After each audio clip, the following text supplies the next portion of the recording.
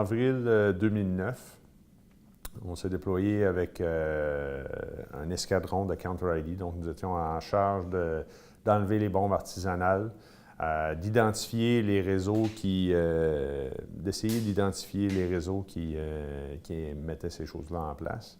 Et aussi de nous assurer de protéger, éduquer la force par rapport aux moyens de résister à ces choses-là, de ne pas être aussi susceptible. Donc,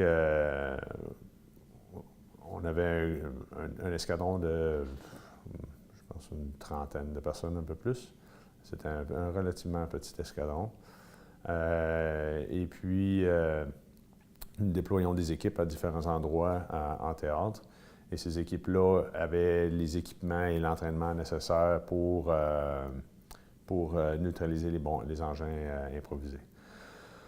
Au bout de 5 mois dans le tour, j'étais déployé sur une opération démontée. Donc, on était à pied pour faire une opération dans un endroit qui n'était pas très loin du village natal de Moulins-en-Mort. Et puis, au bout de quelques jours pendant cette opération-là, c'était rendu à mon tour d'être l'opérateur, d'aller désamorcer une bombe. Et puis donc, on est arrivé sur les lieux.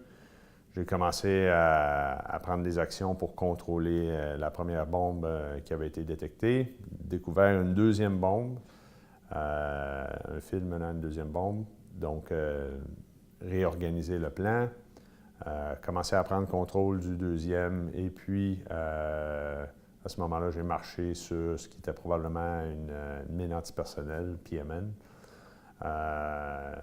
qui m'a enlevé le pied droit. Donc, ensuite, on est revenu donc, ils m'ont immobilisé là, ils ont mis un tourniquet.